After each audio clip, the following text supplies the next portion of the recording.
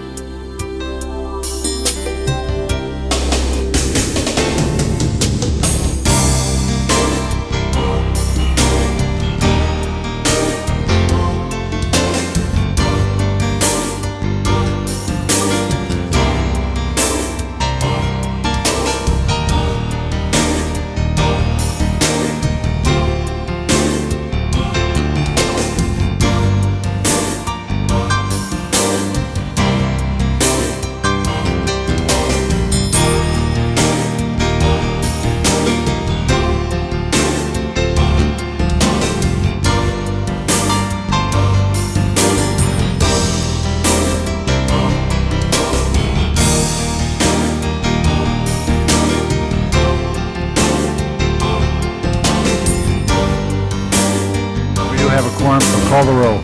Burtson, Check, Fuhr, Galandra, Goldberg, Hernandez, Holden, Miskowski, Pacheco, Padilla, Ridley Thomas, Furnish, Wax, Walters, Ferraro, 10 members present and a quorum, Mr. President. Okay. Could I have your attention, please? This is a meeting of the City Council for the City of Los Angeles on the 4th day of January, the year 2000. There are 15 council districts in the city. The regular meeting days are Tuesday, Wednesdays, and Fridays. We are currently being viewed by cable subscribers throughout the Los Angeles area on Channel 35, and we're also being monitored by council phone. The first order of business. Approval of the minutes. All right, Mr. Hernandez moves, Mr. Ridley Thomas seconds. There's no objections, unanimous vote. Commendatory resolutions for approval. There's no objections, unanimous vote. Next item. Salute to the flag.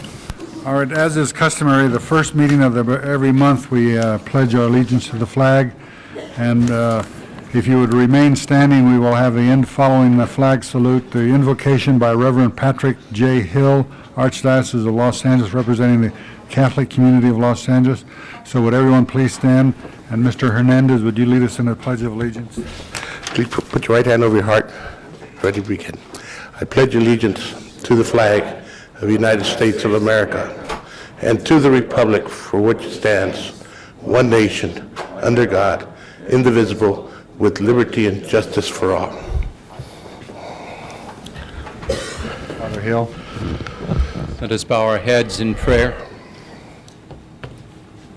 As the Christian calendar now celebrates the three wise men who searched the heavens for a sign to point the way to a source of purpose and direction and meaning and value for themselves, their families, their communities, so we gathered here this morning wisely look for a source for purpose, direction, meaning, and value for ourselves, our families, our community of Nuestra Señora la Reina de los Ángeles de Porciúncula. Those wise ones of old found the wondrous reality they searched for in the bosom of a humble Jewish family gathered around the focus of all their hopes and dreams, the Christ child. May we, the wise ones gathered here this morning, be similarly guided from on high and find the realities we search for right within our children and our families, the focus of our hopes and dreams for our community. A promise was given once from on high, seek and you shall find, knock and it will be opened to you, ask and you will receive. Lord of us all, we acknowledge your supremacy and look for the fulfillment of your promise. For this very morning, we seek, we knock, we ask, and we expect to receive. For your word stands forever. Amen and amen.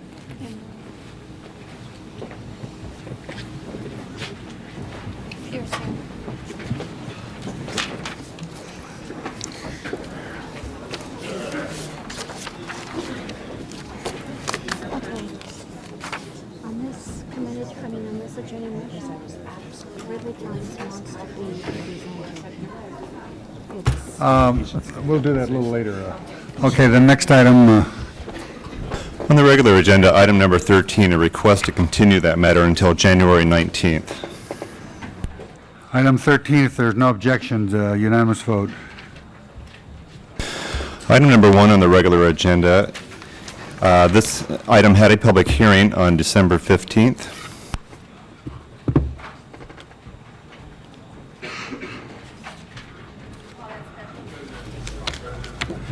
Mr. Holden? I think they closed public hearing. I moved to committee report. Ms. Sikowski called it special. Well, no, if Mr. Holden wants to move the committee report, that's fine. But, Mr. Holden, the committee report, I think it was opposed to your perspective. No, the committee report has been amended. No, the committee report, there was a motion to amend the committee report, but I don't think that's been voted on yet. Oh, it was not adopted? No. Oh, okay, then the... Special? Okay, is there, what is before us? Item number 1 has been called special by Councilmember Miskowski. Let's, huh?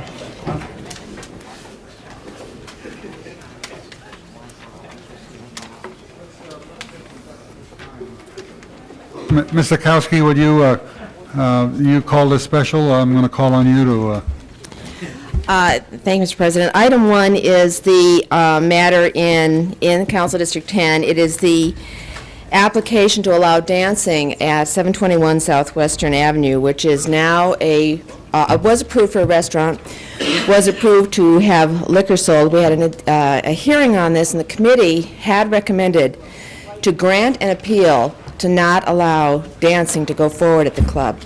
The concern here, and I think the legitimate concern, is that this request is really to essentially allow the establishment to turn into a nightclub.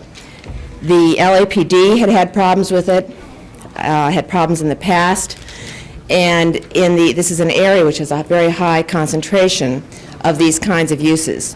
So the committee had recommended to grant the appeals to deny, excuse me, to deny the dancing at this location. And so I move the committee report. it's my understanding it takes 10 votes to adopt a committee report. Yes. Okay. Mr. Holden, did you want to be heard? Press your button, will you, so we make sure you get your full 3 minutes? Mr. President, members, this is an issue that was before us a year ago, and the concerns that were raised by the opponents was the fact, some of the members of the council, was since they had been given a conditional use permit to open up as a restaurant, why didn't they open? They didn't open because they did not have a certificate of occupancy until, I guess, about a month ago or so. They're in the process of renovating the facility. That is not done. Also, a year ago or so, Mr. President and members, this council granted permission for this facility to have dancing in a limited space area. It was granted because of the fact that the police commission had already signed off on it. That's number one. Number two, dancing was there on the grandfather clause there previously. There were those in the area, there were competitive businesses that's been fighting this project for some time, thought they were giving an advantage with the grandfather. The council had voted for it. So therefore, on that basis, I personally asked for reconsideration for the purpose of having the applicant apply for a conditional use permit so everybody would get a fair hearing. And now a year is gone, and they still are opposed to the project after due process. They bent over backwards. They got the additional parking spaces. I think there's something like 400 that's been requested. They've also have valet parking that was not part of the requirement. The zoning administrator is supporting this, and I think we should hear from the zoning administrator. But, Mr. President, before I close, I have a minute, 17 seconds left. So would you hold my time, and let's hear from the zoning administrator. Mr. President, thank you. Yes, sir. My name is Albert Landini. I'm the zoning administrator of record on this. There have been two actions on this property. One was conducted by zoning administrator Emily Gable, who made the award for the sale of alcoholic beverage on this with relatively expanded hours of operation. The primary thrust of her action was to allow this facility to become established as a restaurant. It came forward with dancing, and then it reached the city council, at which time the council denied the dancing activity, and in the process of that denial, the applicant, I believe, withdrew their request for dancing, so it was not an out-and-out denial of the dancing. The year went by, the case was filed again, and came before the zoning administrator on this. The circumstances really had not changed dramatically from the prior action of Ms. Gable on the case. The zoning administrator then approved the case with an expansion of the hours to 11 o'clock a.m. to 2 o'clock a.m. 7 days a week, and allowed dancing on a relatively small dance floor of 900 square feet, given the size of this particular facility. At the last meeting of the City Council on this, there were amending conditions offered, I believe, by Mr. Burnson to require clarification of the nature of alcohol beverage service only in association with food, and for a requirement to have the additional off-site parking. Both of these conditions, if they were adopted by the council, would further mitigate any negative impacts this use would have on the surrounding area. Western Avenue itself is a very strong commercial use. This particular site has a history of being used for commercial purposes on this. Conditions have been imposed that'll mitigate the parking impacts on surrounding residential land use. The hearings, both before the zoning administrator and before the Board of Zoning Appeals on this, have focused on the fact that the nature of the appeal may be one from a competitive businessman, but at the last meeting of the City Council, there were numerous neighbors, but not particularly large numbers of neighbors indicating their dissatisfaction with the grant. Thank you. You want to finish your time? Yeah, yes, Mr. President. Basically, we support the zoning administrator. He has reviewed many projects in our respective districts, and of course, we've been very supportive of the councilperson in those districts. This is a project where lots of money has been spent, lots of time has been wasted, and every effort has been made to comply with the law, current laws we know exist, in terms of safety, in terms of parking, and has gone into renovating this facility. I just think that undue pressure and inconvenience has been here. It exists for the purpose of competition. When the time comes when we vote on an issue simply because somebody says they don't want it because it'll be competitive, then I think that's wrong. That's what the free enterprise is all about, competition. And for those who have come here, they must understand that a person has a right to open up a business as long as they comply with the laws that we set forth within the city of Los Angeles. And I think that has been the case, Mr. President. I just think we should start the new year out on a good note and support this project. Vote against the committee report as amended. Okay. All right, Mrs. Walters, we'd appreciate no applause. That's a demonstration in the council chamber. Mrs. Thank Walters. you, Mr. President. This was argued extensively before we had the winter break, and I don't think the situation has changed any. Western Avenue is a commercial street. It's heavily commercial. It's also in an area where there's an overconcentration of liquor licenses, girly clubs, dance halls, whatever. The neighborhood around there, the residential neighborhood, immediately abuts Western Avenue on all sides, on both sides of Western Avenue. And there were people here present in December who were concerned about their children, concerned about the impact of the noise on their neighborhoods, all hours of the night, late hours of the night. Wilton Avenue, Wilton Place School is just a few blocks away from Western Avenue. Would you? Yeah, who is?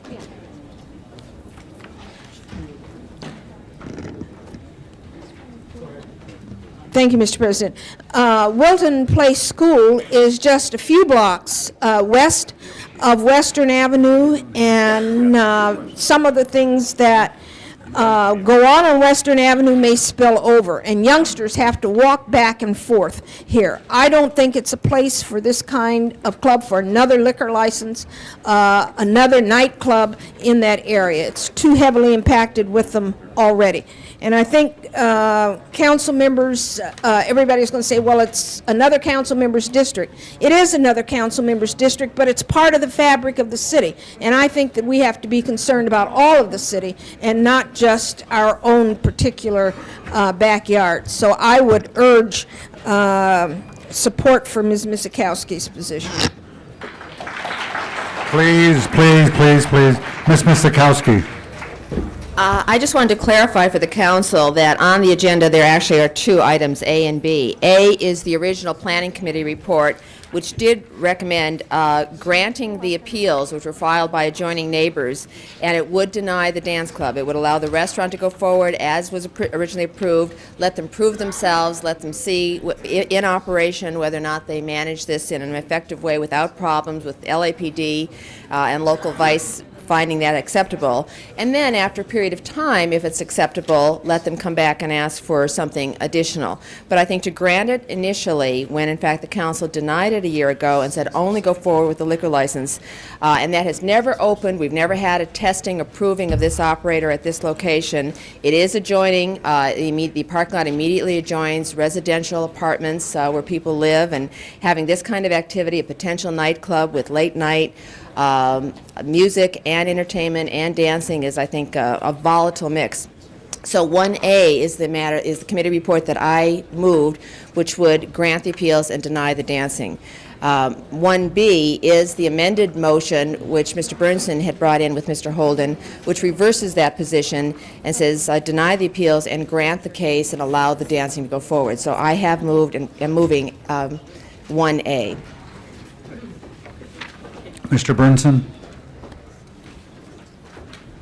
Yes, members of the council, although I originally went with the full committee recommendation, after discussion with Mr. Holden, whose district it's in, I thought that some of the most objectionable things were removed. And mainly, in my view, was that alcohol sales be served only in conjunction with the serving of meals, which makes it a restaurant or a supper club rather than a nightclub. I think that was the key thing. And the biggest argument that I heard was this is going to be a nightclub and it's going to be this. People who come to a restaurant and have a alcoholic beverage, either a bottle of wine or whatever, with dinner, are not the same type of crowd that go to a nightclub. And the fact that you have entertainment, that's fine. One of the nicest clubs that I ever was able to go to was a supper club on Ventura Boulevard by the name of Moonlight Tango. And they had entertainment, they had a small dance floor, and they served meals.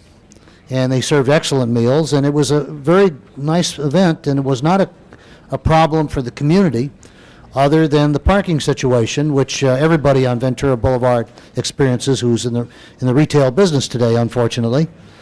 Now, my understanding is the other objectionable thing which has been taken care of would be that they have attained 350 off-site parking spaces with valet parking, which removes the impact of the parking next to the residential. I think that based upon these two changes in the original plan, and also the change of the hours to 1 a.m. instead of 2 a.m. on other days of the week, which is something that I thought might be a little excessive, but Mr. Holden, I guess, knows his district better certainly than I do. So I am going to support Mr. Holden's motion as amended by myself, which would grant this particular permit. And I think, Nate, in your particular one, did we not have, what is the period of review on this? Is it every 6 months? What is the period of review if B is adopted? Ms. Sakowski, do we have the review? Well, I think Mr. Landini can answer that. Yes, there's a requirement for a review after 3 years. After 3 years. Okay, I'm going to, Nate, if it's okay with you, I'm going to suggest, and I'm going to further amend this to say that there be a review only by the zoning administrator after 6 months and a review after a year. And at that point, the zoning administrator will have the option of not renewing or if necessary, adding additional conditions. So that would be my motion. Mr. Holden will second it. And I would urge that we give this business an opportunity to be successful. It's no use giving somebody the approval for something that you know cannot be successful. And this will be consistent with other restaurants and other development in the particular area. And I would urge, and I vote on B as amended both by C and by what I'm adding, my amendment on the on the review periods. All right, Mr. Hernandez. Mr. President, members of the council, Mr. Landini. Yes, sir. Mr. Burns' amendment, does that apply to 1A also? Because I'd like there to be a review period on 1A in about 1 year. Well, if the case were to come for the review, all of the aspects of the case would be under review, all the conditions. So directly to answer it, yes, 1A. So it would allow for a review within the 1 year? Yes, hours could be changed, shortened, or made even longer. I just want, I'd support that amendment. Members of the council, and again, understanding what Mr. Holden's trying to do, I just needed to clarify my position, and it was because I had a problem with the process and the application process. Because clearly what was before us initially was a conditional use permit for alcohol sales. And at that time, the removal of the dancing came before us as part of that conditional use permit. And we approved the alcohol sales because there wasn't going to be dancing. Now, if this is going to be a restaurant or a nightclub or whatever we want to call it, is not the issue that I'm looking at. It's not what we call it, it's what it is. And so from my perspective, the intent of the council when we took our previous action was to allow the restaurant to open and operate. To open and operate. And then review that operation to see whether it would merit having dancing. And so the fact that it hasn't opened is where I had a problem in granting the dancing at this time. And so I wanted to make sure that the owner has an opportunity to operate his facility and to basically show what kind of operation it's going to be and how that's going to mix in that community. And again, Western Avenue is commercial. There is a lot of business there. There is a lot of restaurants, and there is a lot of clubs. So the question was more of, let's let him operate for a year. The police department basically did not support it having dancing at this time with alcohol sales and food sales. And then after that, if he's operating good, I have no problem supporting the application to allow for dancing or to allow it to become a nightclub or a supper club with entertainment, whatever we want to call it. But the intent, I thought initially, was to allow it to open and operate as a restaurant. And we allowed for sales in conjunction of liquor in conjunction with that kind of operation. And so that's what I wanted to be consistent in supporting. And that's why I'm supporting 1A. When I heard a 3-year review process, I had a little problem because my intention was never to have that owner operate for 3 years. I just want to see how he operates, how the police department reacts to that operation, how the community reacts to that operation, and at that time then he could apply for the dancing portion. And so I'll be supporting 1A with that amendment of 1-year review. Mr. Holden? Mr. President, number one, someone talked about a liquor license. The liquor license is ongoing. It's there. It's been approved. It's not a question whether or not they will have a liquor license. They do, in fact, have one. About the food, the menu, for those who were not present at the last discussion, here's a full example of what the menu is going to be like. In terms of conditional use permit for the purpose of opening up a restaurant, they never got a certificate of occupancy. So therefore, they were in the process of raising the money to renovate the facility. So I mean, you can't ask them to put the cart before the horse. What we're imposing on this owner is totally unreasonable. What you did a year ago was fair, was basically fair. You approved the restaurant, you approved, the liquor license was already approved by the ABC, but you also approved dancing. And you had no objection to it. I just happened not to be present. But the fact of the matter is, I thought that we should go through a process. We've gone through that process. And I think it's important that we treat this owner the same as we treat others. We have approved them around here continuously. Projects downtown where they're going to have housing and restaurants and liquor license, and nobody's saying a word about it. I voted for it. I just raised the question and hope that we would be consistent. I think what we're being here today, you've got some strong lobbyists and they're being rather influential, but they should not be allowed to let this happen. I know that it's the direct opposition because of competition. That's wrong. That's what America's all about. That you have a right to invest try your hand at business, and it's sink or swim or successful based on how good you are as a business person. But what they're doing today is wrong. And therefore, Mr. President, I ask that we go with 1B unanimously. Stokowski? Thank you, Mr. President. Let me just clarify. Again, the council originally approved this case as a restaurant with entertainment, and the liquor license for that, but no dancing. The council expressly, in its action in '98, removed the dancing. Mr. Burnson has said we should amend the motion so that liquor's only sold with food. In 1998, the council did that. I'm looking at the '98 action, and it says, "The bar on the premises shall serve as a service bar only, used exclusively by employees for the pickup of drinks for services to patrons who ordered such drinks with food service." So that condition that we're talking about reversing the committee reaction to get in there is already in there on just the restaurant. We did that. In 1998, we also said we were concerned about the operation here because at the time the police department was still concerned and not happy with this. So we put a one-year review in the '98 case. Mr. Landini has said we're going to allow dancing a day and have a 3-year review. We did right in 1998 when we said no dancing, let them get their certificate of occupancy. They may have spent some time doing that to build an elaborate space out, but they now have that certificate of occupancy, have not opened. We want them to open and operate under the premise that we gave them in 1998. And then, as Mr. Hernandez said, let them come back if they've operated well, if the police department is pleased and not objecting to the kind of operation. This is not lobbyists opposing it. The police department opposed this. The community opposed this. And I say that what we did in 1998 was the right decision. Let this owner-operator open and free as for free enterprise activity, let him prove himself, and then come back. Let's not grant the dancing today that we expressly said ought not to be part of the 1998 decision, and that's why I'm recommending we vote yes on 1A.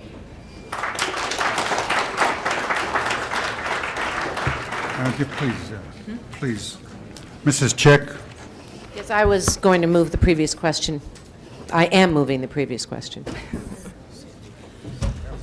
Declare the roll on the previous question, which would cut off debate. Tabulate the vote. 14 ayes, 1 no. That is approved. Now, what do we have before us? 1A, 1B, and 1C. 1C is the Burnson Holden motion to review by the ZA for 6 months and 1 year. Okay, let's vote on that first. Prepare the roll. Tabulate the vote. 13 ayes, 2 noes. That is approved. Now, the next item. 1B is the amending motion by Holden and Burnson as further amended by Burnson Holden to deny the appeals. That would allow the dance club. Allow the dance. Vote no. I thought we were voting on 1A first. We voted on C. This is So we have, point of order, Mr. President. 1A and 1B are directly contrary to each other. 1B grants the dancing and denies the appeals. 1A grants the appeals and denies the dancing. Let's vote on 1A first. 1A first. All right, prepare the roll on 1A. Ask for an aye vote.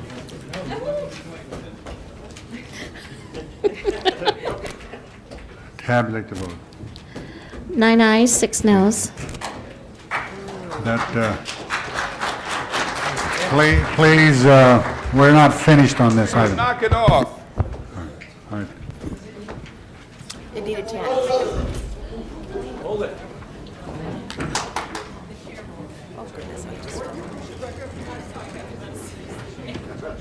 Okay, what else? Not 1B. 1A as amended by 1C. That It failed. needed 10, yeah. Takes 10 1A needed 10 votes. 10 votes. 1B needs 10 votes, too. So now 1B is before you. Does 1B also need 10 votes? Both 10 votes. 1A and 1B need 10 Yes, votes. thank you, Mr. President. Just as a point of order, I want to be sure I understand this. 1A, you're saying required 10 votes to pass? Yes. In the absence of 1A passing, if we vote no on 1B, then the Planning Commission action stands. Is that correct? BZA action The BZA action stands. So that voting for Mr. Bernson's motion, given that 1A failed, allows more conditions on the site than the BZA would? Yes. Is that correct? That's correct. Okay. Okay, prepare the roll on B. Prepare the roll. Tabulate the vote. 15 eyes. That is approved. Now, is that it? No, that's it. Huh? That's it. That's it. Forthwith, Mr. President. Yeah. Mr. President, you have 1B as amended by 1C in front of you. All right, prepare the roll on 1B as amended by 1C. Tabulate the vote. 13 eyes, That 2 is noes. approved. That is approved. All right. That is approved. Next item. Item number 2 on the regular agenda is item notice for public hearing. Item number 2. Is there anybody in the chamber who wants to be heard? Yes. And we have Leonard Shapiro wants to be heard on 2. Hello? Mr. President and council members, welcome back from your Christmas, New Year's vacation. Hey, Larry. On item number 2, it's a setting up of another Business Improvement District, BID, in the Wilshire Center District. I think that the record of the BIDs in the city needs a lot more explaining and a lot more reports. I've seen no reports on the operation of from 25 to 30 BIDs, which at the present time stand operating in the city of LA. I think the main reason you set up these BIDs is the $75,000 that the consultants get to establish it. After this is done, they do practically nothing. They clean the streets, they set up separate police to their own private police to police the area in addition to the regular police. Then they plant some trees and foliage. Now I think the city council should do something about making sure that all these BIDs which are set up with the approval of the city should report once in a while. Mr. President.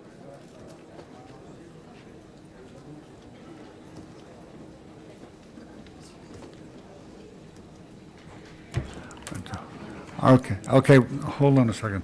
Okay, we have item number 2 before us. Is there any further discussion by council members?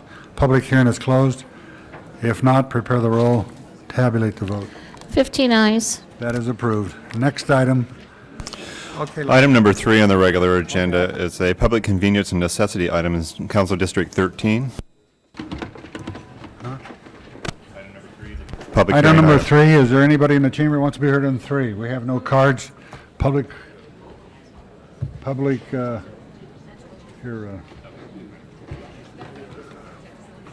hearing is closed.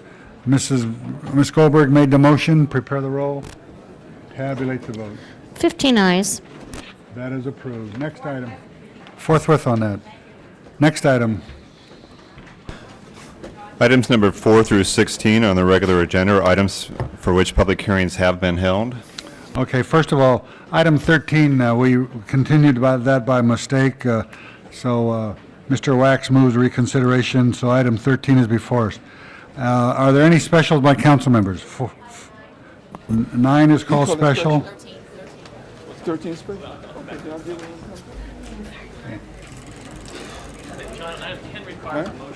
Yeah, item 10. Item 10, we'll call that one special because it requires a motion. Item 7, we'll call that special because some of us have to disqualify ourselves. Huh? 13 is called special by Mr. Holden. What? 11 by Mr. Wax. Okay, we have 4, 5, 6, 8, 12. 12 as a motion is required. Mr. Fuhr moves 12A. And 14, 15, and 16. Prepare the roll on those. Tabulate the vote. 15 ayes. Those are approved. Next item. Items 17 through 25 on the regular agenda are items for which public hearings have not been held. Okay, we have, can we have a little quiet in the council chamber, please?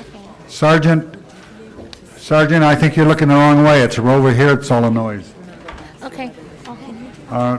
17 through 25, we have cards on 22, 23, 24, and 26.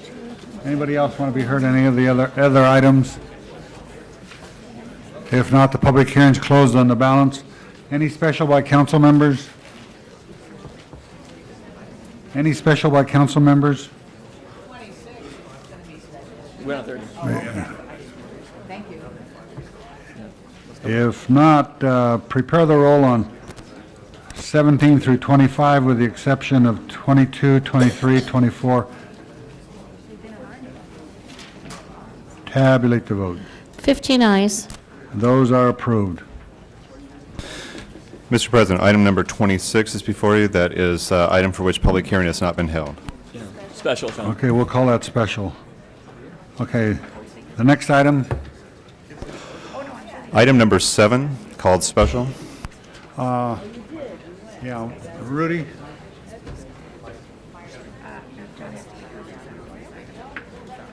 Who is that? Richard, baby, how are you?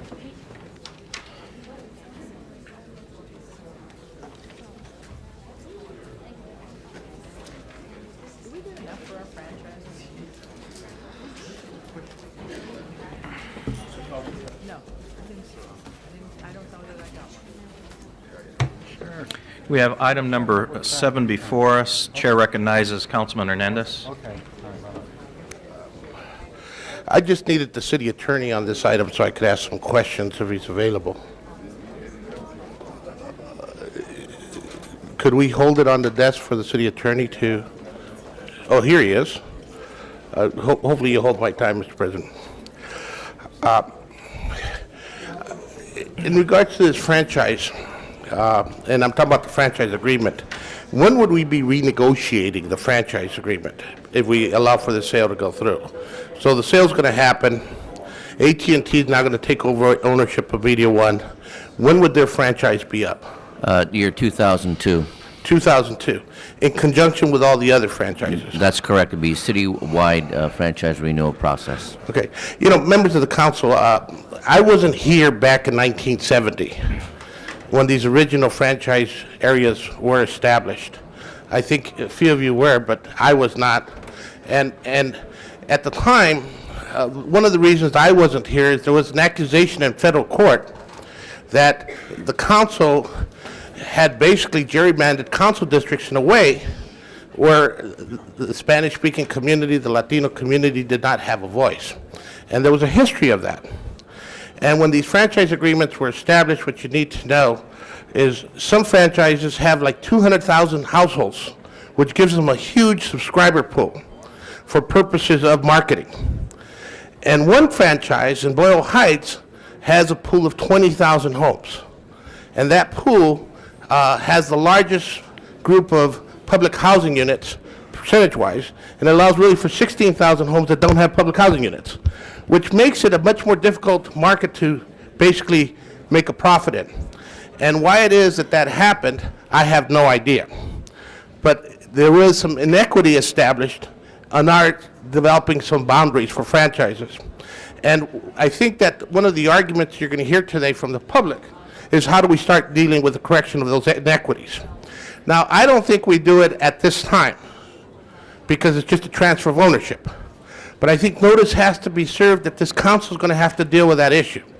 Because when we talk about cable and the future of cable in our homes and the role it's going to play, it's extremely important that we have an equitable system that's representative of all communities.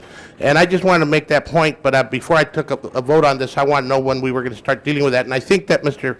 Pacheco and Mr. Padilla, in particular as the chair of the committee, have introduced a motion to start that process. And I just wanted to make sure we're going to have that opportunity. Thank you, Mr. Hernandez. The chair recognizes Councilman Padilla. It actually hold off. Do you have some speaker cards, some members of the public who wish to speak on this item? A public hearing has been held, Mr. Padilla, but I do have one speaker card. I'd move a 5-minute public hearing. Okay. To allow that speaker. Okay, without objection, we are going to have a 5-minute public hearing. If I could have any of the cards that have been turned into the clerk. The first speaker, Moctezuma Esparza. Mr. Esparza, go right ahead, sir. Thank you very much, Mr. Chair. Members of the council, I am the president and chief financial officer for Buena Vision Telecommunications, Inc., which is a franchise holder here in the city of Los Angeles. And as Councilman Hernandez has properly indicated, we have effectively the smallest number of households in the city. Back in the 1980s, when we applied for a franchise, we requested that the city of Los Angeles redraw the franchise lines because the size of the franchise that was being proposed to be a minority ownership target area and that was almost exclusively a Latino area was far too small to be economically viable. We made a request of the city that the lines be redrawn in areas where there was no franchise existing, and at that time, for reasons that I still do not understand, the city chose not to do that. Consequently, now, as the industry further consolidates, minority ownership in the cable industry has almost disappeared, and I believe that I am effectively the only Latino-owned cable company in the United States left. And at this point in time, the pressures of consolidation and the increased cost to implement state-of-the-art technology has presented very severe challenges to our company and to the residents of the area who, of course, deserved state-of-the-art systems. This historical process, which created, in my opinion, a redlining of the Latino areas, is still haunting us today.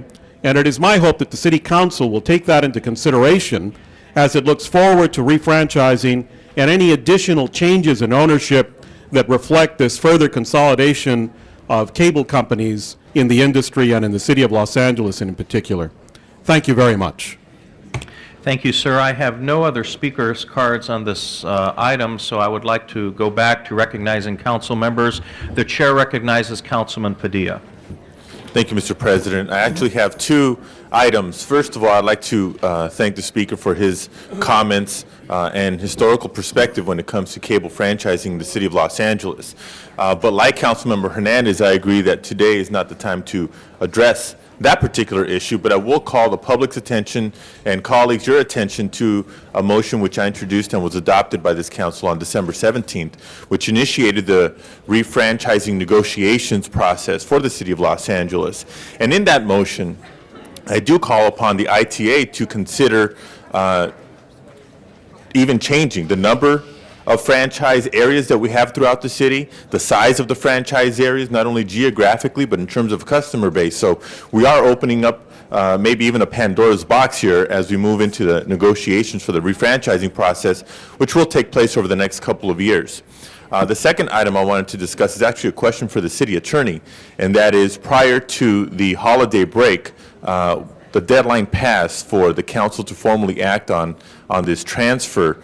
But given that delay, nonetheless, the cable company agreed to abide by agreements that were negotiated with the department, and they promised to put that commitment in writing. Have we received such a letter?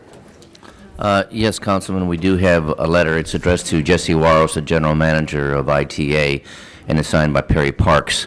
And what they have essentially agreed to is to allow further consideration of the ordinance that came out of your committee, which included certain conditions attached to the transfer, but they were not formally agreeing to an extension of time, which I guess kind of creates a gray area here on what the City Council has authority to do today.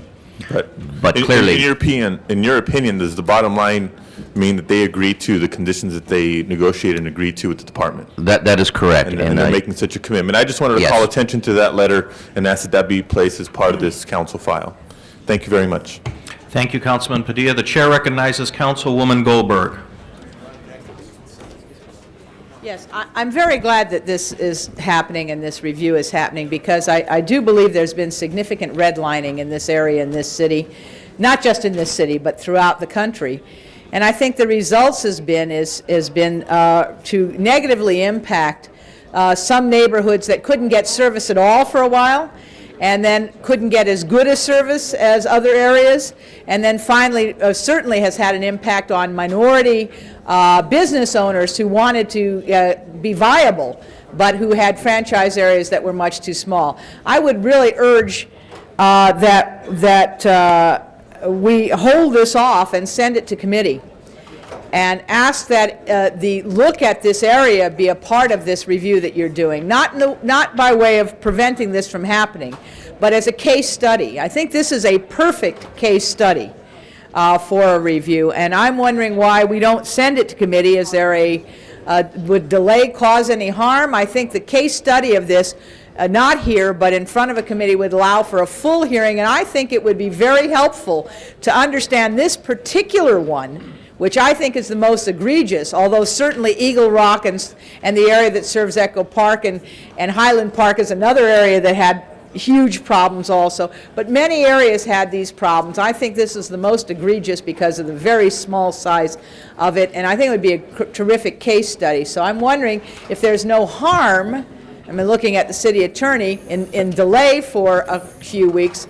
to take this into committee, not by way of intending to stop it, because I understand the transfer is not the issue, but at least giving those people who have been involved in this issue for, in some cases, 30 years, an opportunity to give the chair and the committee an opportunity to hear all of the details of this issue, so that when you finish your review, you'll have had an important case study to look at it. Yeah. Well, Councilmember Goldberg, the franchise area that was raised by the speaker earlier is not impacted by this area that's on the agenda today. And I will have you know that the transfer renegotiations do impact all franchise areas citywide.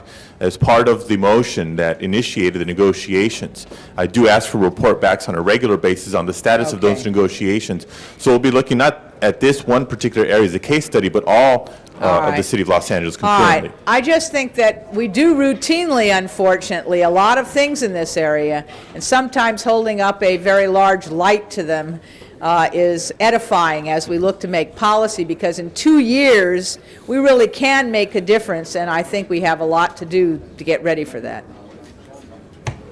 Thank you, colleagues. We do now have this item before us, ordinance second reading. Mr. Clerk, would you open up the roll on item number 7, second reading ordinance, and tabulate the vote? 12 ayes. That item is approved. Forthwith, please. Next item. Item number 9, called special by Councilmember Miskowski. Councilwoman Miskowski on item number 9. Thank you, Mr. President. I was just looking at this. I have no objection to the allowing a salary and new classes to be established. My concern is that inasmuch as this was dealing with the Bureau of Street Trees in the street services area, that the title Assistant Tree Surgeon, I think, seemed somewhat archaic. I think LA is one of the only municipalities that still uses that term. We're calling them arborists or urban foresters today, and this is, it connotes or denotes a different kind of image of how one deals with our trees, which are our resources. So I would just like to see whether or not we can look at amending and ask the committee to look at amending that title. And also, I thought it would probably be appropriate, seeing this on the agenda, to ask for my colleague, Chair of the Environmental Quality and Waste Management Committee, to have an update on the report of our Urban Forest Advisory Committee, where we had tackled some of these issues previously and set up a new committee to work on some of these issues, again, to create uniformity in all of the city agencies on how we deal with our street trees. And so I would like to just ask that this be amended to ask for that report back on an update on our Urban Forest Advisory Committee, which is an interdepartmental study with our CFAC members on it as well. And just raising the question of whether or not tree surgeon is still an appropriate title and name for a job that is necessary, is worthwhile, but I'd like to see it called something else. Thank you, Councilwoman. The chair recognizes Councilwoman Goldberg. I think you're very accurate about the title. We didn't frankly even think about that. We were just looking at the salary numbers. But I think that if you were to just drop in a motion asking us to send it to committee, we will work with the Civil Service Commission and see if we can get the name changed. Thank you, Councilwoman. Are there any other council members wishing to speak on this item? If not, we do have a amending motion by Councilwoman Miskowski to have a report back. Councilwoman, did you want that report to come back to the Public Works Committee? No, environmental quality and waste. Environmental quality? Very good. So we do have this item as amended. Would you please open the roll, Mr. Clerk? Tabulate the vote. 13 ayes. That item is approved. That committee has agreed. Next item. Item number 10 on the regular agenda was called special. A motion is required as there are two on one file. Yes, Mr. President, I would Mr. move, Fuhrer. I would move the Budget and Finance Committee report, 10B. Okay. Chair recognizes, do we have a second? Was that a second, Councilwoman? Thank you very much. Mr. Hernandez, on this item? I just wanted to hear from the CAO in regards to their recommendations and what is basically the difference here. Because my understanding in reading the report, it said that Budget and Finance is moving both recommendations, but one recommendation basically was not approving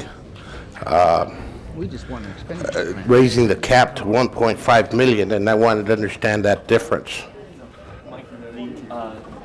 It's, the only difference was, we said, don't have that cap raise in the balance of this fiscal year, have it, because that would have an impact on general fund. Have it raise effective next fiscal year so we can transition it into the budget. Okay, that's what wasn't disclosed in the report fully, so that's what I Okay, wanted to well, make if sure. it wasn't, it was an error, because that is the point. That's what 10B is. Okay, so then you concur with that? I concur with that, with the addition, though, is that we feel the department should be required to provide an expenditure plan. Right, and that was part of the recommendation Yes. number one from your report. Yes. Okay, having that clarity, I have no problem with it. I'm going to leave it at that. Okay, thank you, colleagues.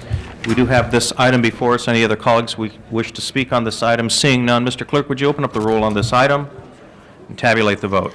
13 ayes. The item is approved. Next item. Mrs. Chick? Point of order, Mr. President. I'd like to ask you and my colleagues that we suspend Council Rule 42 and reconsider council action that was listed on Friday, December 17th's agenda. Council File 99-1294 and 99-1294-S1. It's regarding the Warner Center specific plan. I second that. Okay, first of all, there's a motion to suspend the rules. Mr. Hernandez seconds. Is there any objection to suspending the rules? Seeing none, the item is before us. Mrs. Okay, then Chick. I further move that the action of December 17th by the City Council be rescinded, and that these council files be continued until Tuesday, January 11th, and in the meantime, that the city attorney be instructed to transmit alternative ordinances for consideration by the City Council on that date. Okay. Mr. Hernandez, would you like to second that also? Yes, I will. Okay. Any other colleague would like to speak on this item, Mrs. Chick's motion? Okay. Seeing none, Mr. Clerk, would you open the roll on Mrs. Chick's motion? Tabulate the vote. 13 ayes. That item is approved. Thank you very much, Mr. President. Thank you, Mrs. Chick. Next item, Mr. Clerk. Item number 11 called special by Councilmember Wax. Mr. Wax, you called item number 11 special? Basically for an explanation of what's involved. Is there someone here that can give us an explanation? Mr. Hokanson.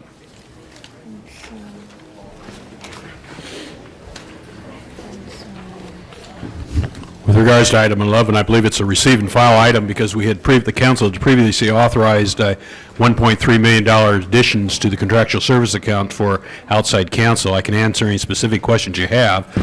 You might indicate there's a chart attached to our report indicating what counsels are being used outside for the various cases and the amounts of money that we were seeking. All right, but will this action approve any additional amounts in itself, or is this simply a report on the past This is just a monies? report today. On past monies. And when do you expect to come back for further allocations or further appropriations with these items? Well, I would think that since we had asked for 4.1 million and you'd only approved 1.3, we'll probably have to come within the next couple of months.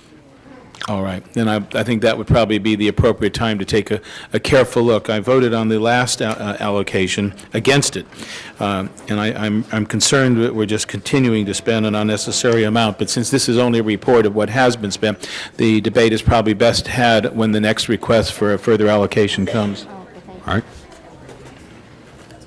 Any further discussion? If not, prepare the roll, tabulate the vote. 15 eyes. That is approved. Mr. Holden? And I was talking to DOT, LA DOT, and we're going to continue item 13 to Friday. 13, you're going to move that to be continued until Friday? Yes, sir. Thank you. Okay, if there's no objections, item 13 will be continued until Friday. Next item. Item number 22.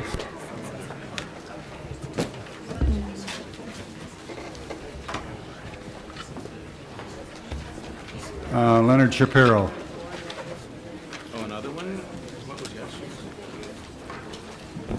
that? Mr. President and council members, item number 22 concerns the offer of 6 different streets to the city to be dedicated to the city and for the city to use.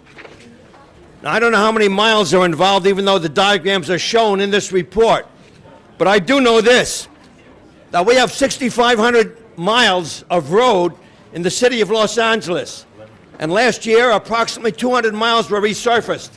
150 miles are usually resurfaced.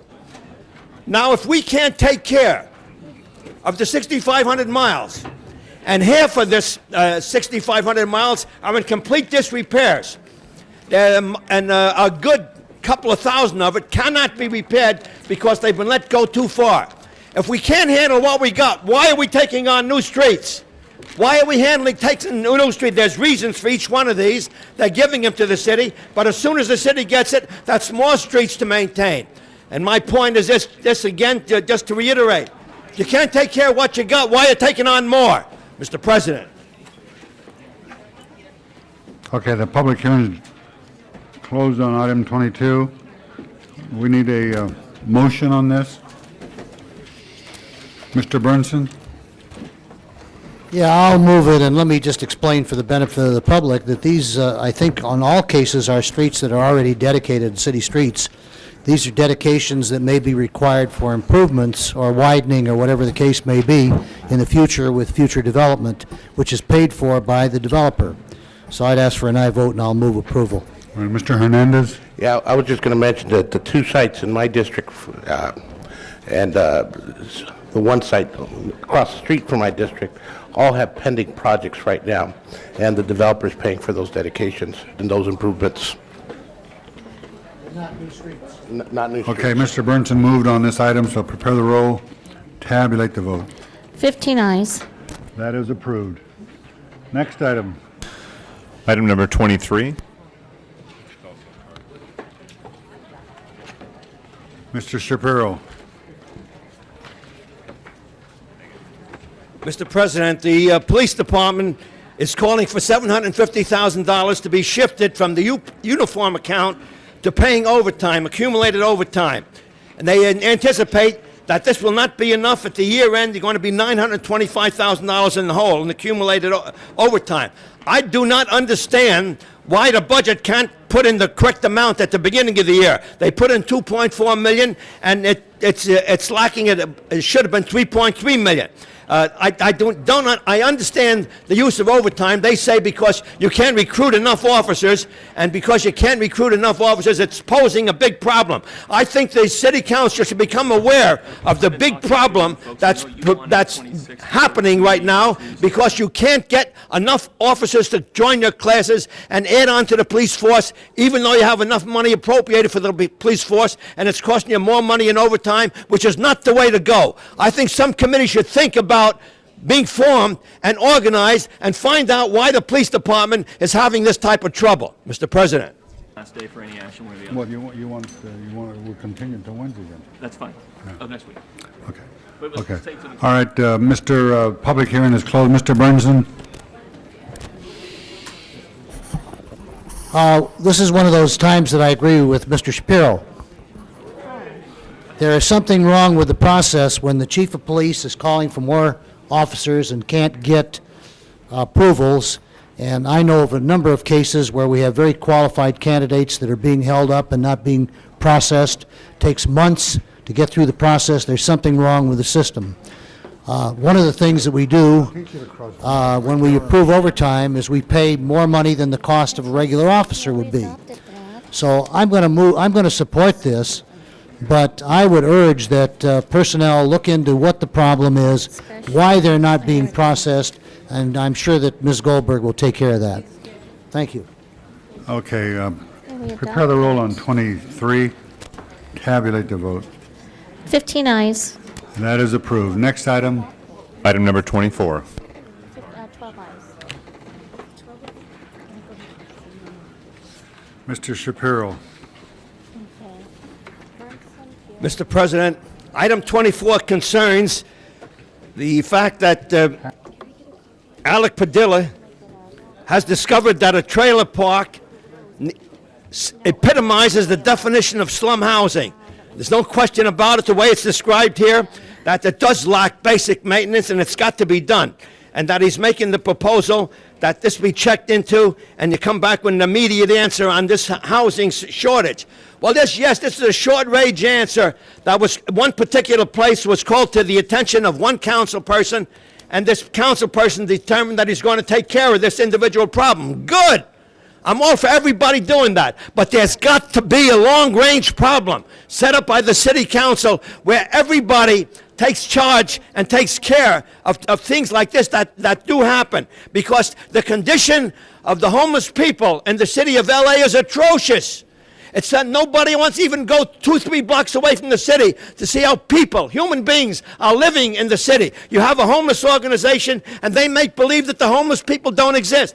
Somebody has got to make the point that we got to take care of the homeless. We have to take care of slum conditions. We have to rehabilitate houses. We have to make housing available for those that are living in them so they don't become homeless again. I say it's a good idea that Mr. Padilla is doing. I'm for it on it, but I think it's got to go a little bit further. Mr. President. Okay. The public hearing is closed. Any discussion on this? If not, prepare the roll. Tabulate the vote. 15 ayes. That is approved. Next item. On the supplemental page, item number 26, called special by Councilmember Fuhr. Mr. Fuhr? Yes, Mr. President, there's been a request that this go to committee on Tuesday and return to council on Wednesday of next week, which is the last day for action. So I'll move a continuance until next Wednesday. We'll have the committee hearing on Tuesday and make final decisions a week from tomorrow. It'll go to plum and also transportation. To plumbing? Is that? We'll take care of it in plumbing, yeah. That's what a lot of people refer to Halliburton's I think we can $1,000 clean this an hour, up, Mr. President, but Mr. Svornich has agreed we'll have a joint meeting on Tuesday, and it can be scheduled the following day in council. Okay, then, those of you who have come on this item, it's going to be continued until next Wednesday. In the meantime, there'll be a committee meeting next Tuesday. So the next item. Mr. President, not on the agenda is special item 1. Findings need to be made by the city attorney. The special 1 is now before you. Findings need to be made by the city attorney. It's a Hernandez motion. This is a reward motion on December 26th. At about 12:50 a.m., Jorge Acevedo was brutally shot by an unknown assailant in what appears to be a carjacking. The police department has asked that they get a reward out to the community so that anybody who has seen anything would come forward. The council needs to make the findings that the need to act arose after the posting of the agenda and that there is an immediate need to act. David. Prepare the roll on the findings. David. Tabulate the vote. Mr. 15 Hirsch. ayes. Get it to the city attorney. Now we have the matter before us. Prepare the roll on the Mr. Hernandez's motion, special one, tabulate the vote. 15 eyes. That is approved. Forthwith on that item. Next item. Now it's time for public comment on Special not on the regular agenda is special 2. Thank you, Mr. President. The Foundation for Early Childhood Education is located in the 1st Council District. It provides child care services to low-income children and infants. There is a problem with the funding and it has basically, the funding, there is no funding from January 1st. And in order to bridge the gap, the council office is asking that funds be authorized to be transferred from CDD or their designee over to this, and therefore the council will need to make the findings. The need to act arose after the posting of the agenda, and there's an immediate need to act. Okay, prepare the roll on the findings. Tabulate the vote. 15 eyes. That is approved. Now we have the matter before us. Yep. Do you want to say anything? Just, I ask for unanimous vote. It's a child care center who's on a city facility whose doors closed as of January 1st. And what we did is we found SEPA 3 savings, and we're trying to keep their doors open at this time. Okay. All right, prepare the roll. Tabulate the vote. 15 eyes. That is approved. Forthwith on that item. Okay, thank you, Mr. President. Thank you, members of council. Next item. Now it's time for public comment on non-agenda items.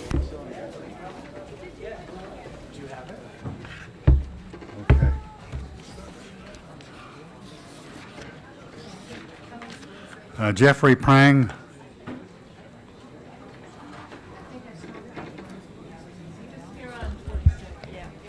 Well, he had public comment, so. Charles Church.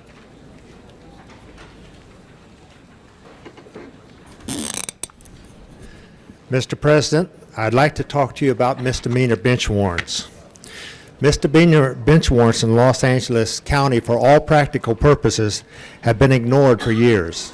And in 1996, City Attorney James Hahn told me there were 300,000 outstanding misdemeanor bench warrants. In 1997, the LAPD told me there were 460,474 outstanding misdemeanor bench warrants.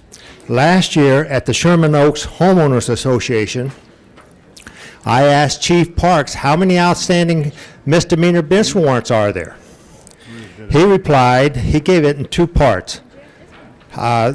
One is that the way they go about picking up people for misdemeanors are that people who are stopped for other reasons may be checked for warrants. That maybe is important. 2, he assumed the number of misdemeanor warrants had not changed since 1997. The way I interpreted that answer is I don't know, I think he said, I don't know how many misdemeanor bench warrants there are, and I'm not interested in finding out. I talked to one officer who said, I won't check for misdemeanor bench warrants because when I take them down to have them booked, they're out before I finish the booking process. Another officer told me that the sheriff won't book misdemeanor bench warrants that are under 2,000 for lack of space. Getting information on how many bench warrants there are is a real problem. Getting any information out of the LAPD is a real problem. I don't think that you can let this sort of thing go and not have a detrimental effect on the city of Los Angeles.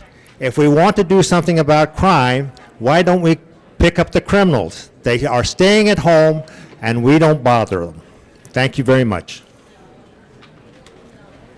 Thank you. We have a Ogium Kim Lim.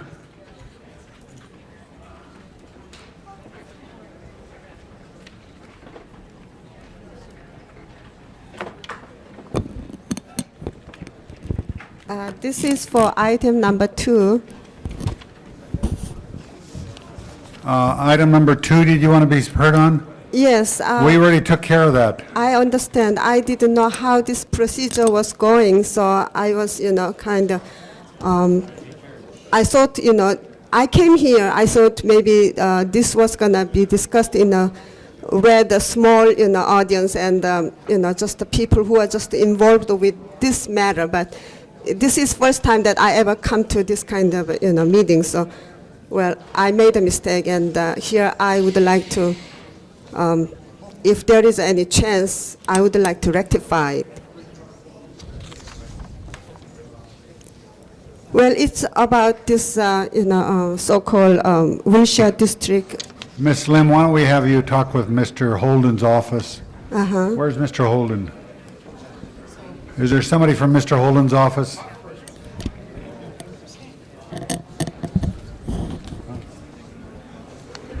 Would you stand there? We'll get somebody from Mr. Holden's office. All right. Okay.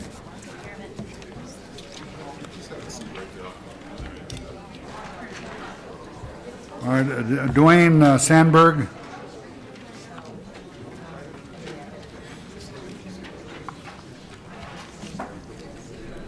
Good morning, Mr. President and fellow council members. My name is Dwayne Sandberg. I am here protesting my rent increase, which causes me to have a hardship on me. Half of my income goes to my rent, and I can't afford it. Makes me limited income for food, for gas, and for telephone, and also the landlord does not need a rent increase. There's no improvement made on the property. I wish to have the rent rolled back to a reasonable amount so that I can afford to live, because eventually the rent will be equal to my income. Also, there's no garbage disposal, which causes a health hazard, and the filter pump on the pool causes a health hazard. I'd like to have these corrections made. I'd like to have your comment on this and be advised as accordingly. Thank you. Thank you. Richard Robinson.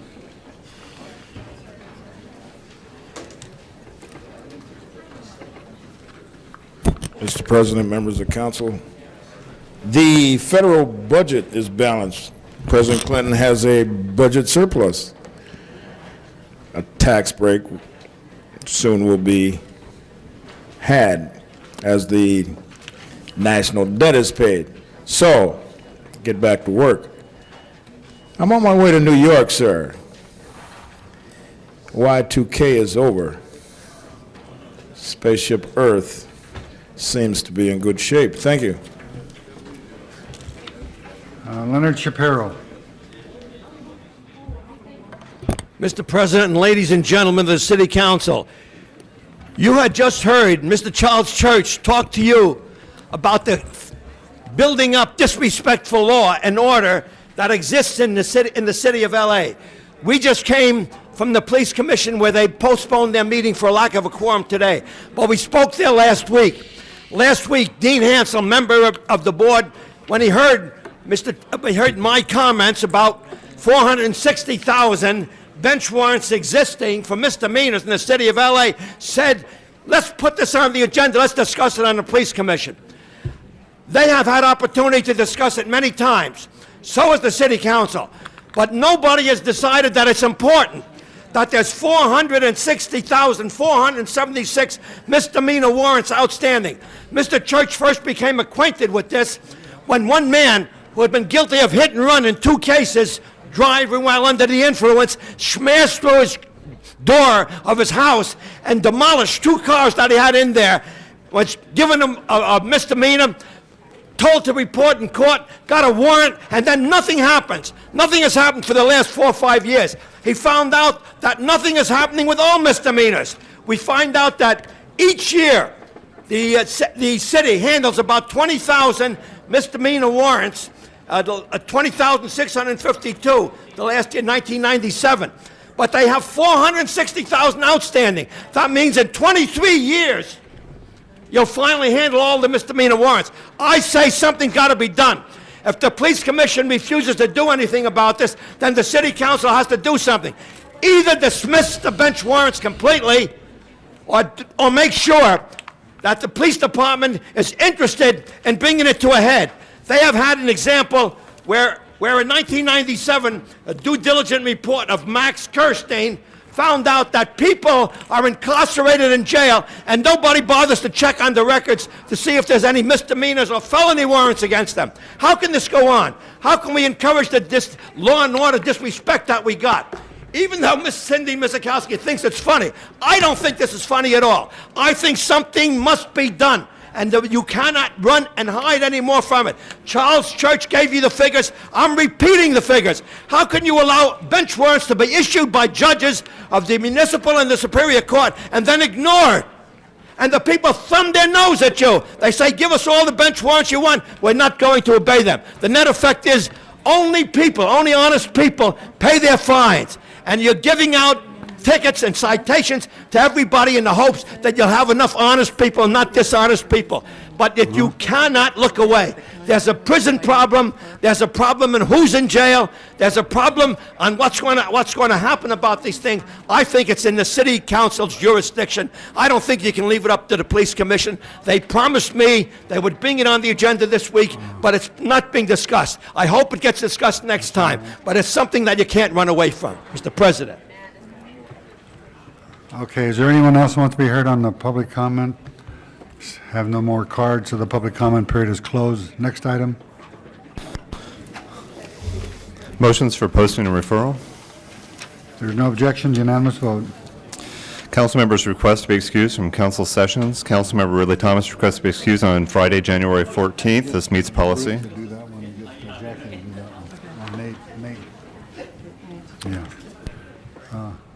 Councilmember Ridley Thomas requests to be excused on Friday, January 14th for city business. This meets policy. Unanimous vote.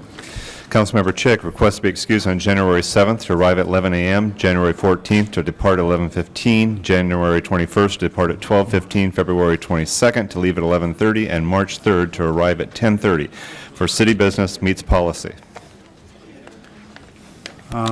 Unanimous vote. Councilmember Savornich requests to be excused on Tuesday, January 11th, and Tuesday, January 18th to leave at 11:30 for personal business. Meets policy. Unanimous vote. Councilmember Goldberg requests to be excused on January 7th to arrive at 11:15 and January 11th to arrive at 10:45. Meets policy for city business. Unanimous vote. And Councilmember Glanter requests to be excused on Wednesday, January 5th to leave at noon for city business. Meets policy. Unanimous vote. Mr. President, the desk is clear. Okay, do we have anything else before us? We have adjourning motions. Would everyone please stand? All right, Mr. Burnson. Yes, I'd like to adjourn in memory of Dr. Harry Dietz, who is a longtime Northridge resident, one of the founders of Northridge Hospital, also served on my Citizens Advisory Committee for Northridge for over 20 years. He's survived by his wife Marie and family. Also, I'd like to adjourn in memory of Sarah Bukarski, who is a dear friend, close friend to the family, also related to my sister and brother-in-law. She passed away. She was particularly kind to myself and our family after my mother passed away. She took care of arrangements and so forth, and she was really a wonderful person who was very involved in a lot of philanthropic activities. And I would ask that we adjourn in her memory. She's survived by her family, her son and a daughter and their family. Ms. Chick. Yes, I'd like to ask that we adjourn in memory of Leonard Jaffe, the father of Miriam Jaffe, who many of us know as a longtime public servant in the Valley and the city. Leonard is survived by his wife Esther. They were married for 54 years, many, many grandchildren. He was a very devoted family man, a longtime resident in Granada Hills. He was educated at MIT and Harvard and was a scientist that worked at JPL, Jet Propulsion Lab, for 44 years. He was one of their longest time employees, worked on many, many projects, and changed the way we live in many ways. I'd also like to ask that we adjourn in memory of Michael Joseph Courtwright, who died quietly Sunday, December 26, at home with his family, his parents, and his 4 sisters, after a 5-year struggle with ALS, commonly referred to as Lou Gehrig's disease. He was the former assistant principal at Santa Monica's High School in Santa Monica. He was all of 42 years of age. Ms. Glanter. I'd like to ask that we adjourn in memory of Ida Leonberger, who passed away on Christmas Day after a long struggle with pneumonia. She was 80 years old. She lived her entire life in the small village of Cave-in Rock, which is located on the north bank of the Ohio River in southeastern Illinois. I know most of you are not familiar with Cave-in Rock. She married her husband, Arlie, in 1936. They were married for 53 years and until his death in 1989. It's a very small town with only 450 residents, and Ida's personality was strong enough that the local ferry, which transports passengers across the Ohio River from Illinois to Kentucky, was christened the Ida Marie in her honor in the 1950s. She's survived by her 5 children, 7 grandchildren, one of whom is Tracy Warden, my legislative deputy, 6 great-grandchildren, and 2 great-great-grandchildren, and her family is going to miss her a lot. Ms. Goldberg. Yes, I'd like to ask that we adjourn in memory of Ernest Lopez. Ernest Lopez was the brother-in-law of Rosemarie Lopez. He's survived in addition to by his sister-in-law, by his wife, Emma Lopez, his sons Ron, Vincent, and Daniel Lopez, and his daughter, Denise Sacco. And also, I'd like to ask that we adjourn in memory of Margaret Fernandez, who is the cousin of Rosemarie Lopez. The 2 died on the same day. She is survived by her sons, David and Tom Fernandez. Mr. President, I'd like to join Mr. Goldberg on both those adjourning motions. Mr. Hernandez. But I also will ask that we adjourn today's meeting in the name of Soledad Munoz. She was a longtime resident of Lincoln Heights, was real involved with the Hollenbeck Police Business Association. Her husband, Al Munoz, used to work for the Community Development Department as well as CRA. And her daughter, Molly, worked for the Controller's Office, and I think her daughter, Corinne, worked for Councilwoman Rita Walters at one point. But she passed away December 31st, leaves her husband and her children, and I just ask that we adjourn today in her memory. Mr. Holden. Mr. President and members, I'm sad to announce that Mr. Leonard Burke just passed away. He was a former city employee, retired. He's the father of Dr. Bill Burke, and lives his wife, Edna, son William, of course, daughter Joanna Thompson, Edna Milner, and Edie Hills, 4 grandchildren. And this is New Year's Eve that he had the successive massive heart attacks, and he passed away. So we ask that we join his memory. As the Burkes live in my district, so. All members. Mr. Ridley Thomas. Mr. President, members of the council, I'd ask that you join me in adjourning in memory of Mr. Nat Adderley. Many of you will know him as an accomplished jazz composer who played on nearly 100 albums. Most of his albums were recorded with his famous saxophonist brother, Julian Cannonball Adderley. This is one of the greats of our time, and certainly we want to remember him appropriately. Similarly, Mr. President and members of the council, we learned of the death of Grover Washington, Jr., another excellent saxophone player with a wide-ranging ability. He was one of the first jazz musicians to fuse jazz with other forms of music. We remember him for many successful pieces, and not the least of which was Wine Light, making it to the 5th spot on U.S. records and charts. And finally, the name of Curtis Mayfield is one that many of us know and recognize as one of the progressive voices, as an acclaimed singer, guitarist, and songwriter.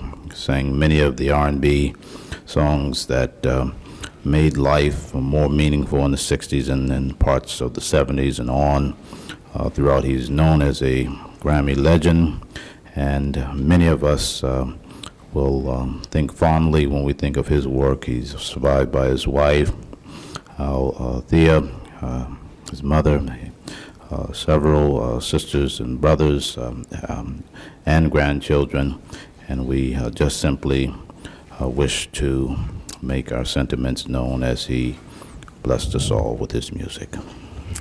Mr. Wax.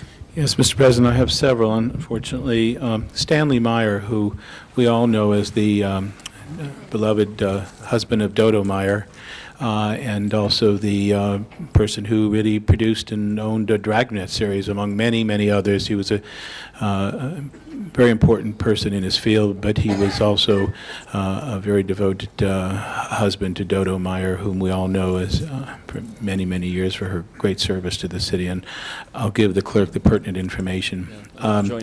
Jerry Greenfield, who was Mr. Fuhrer, I think would like to second this. All members.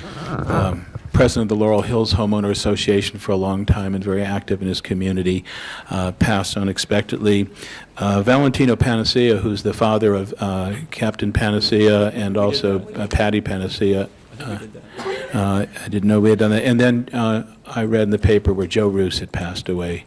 And Joe Roos was one of the really, a giant in the field of human relations, in the Jewish community, but in all communities. He really symbolized all that has been needed to be done to bring the various peoples of our city together and greater understanding. He just was really a giant in his field and a great humanitarian, and he'll be missed by so many people. Oh, I'd like to join you on Joe. Me too. Mrs. Walters. Thank you, Mr. President. I would like to join Mr. Wax as a co-presenter on Dodo Meyer's husband and also on Joe Roos. Joe was by profession, he was a public relations person. He was the first person I had ever met who did public relations for a living, and that was, I guess I met Joe in the early 60s. He was very active in supporting candidates for the school board and in bringing people across the city, because those days school board members were elected at large, and Joe always had a committee that he would call together to support candidates, find candidates, support candidates for the school board. And he was just relentless in his pursuit of bettering relationships between communities, between the African American community and the Jewish community. And if you went to a meeting about that, you could count on Joe Roos being there. He was a terrific person and cared a lot about this city and the people in it. And so I'm very sorry to hear that he has passed. It represents a real loss. I also had an adjourning motion for Soledad Munoz, who, as Mr. Hernandez indicated, was the wife of Elias Al Munoz, who was a city employee for CRA, and the mother of Corrine Tiliano, who is employed in general services now, but she worked in my office for several years, and I had the opportunity to meet her mother at that time. She's also, again, as Mr. Hernandez indicated, the mother of Molly Garcia, who's a city employee in the controller's office. She is survived by her husband, by her daughters Corrine and Molly, and 4 of the children and 13 grandchildren. Before we adjourn, we'll take a picture. We have all 15 here today. So call the roll for on the adjournment. Are you serious? It's very rare. I'm glad I tried. The council is adjourned.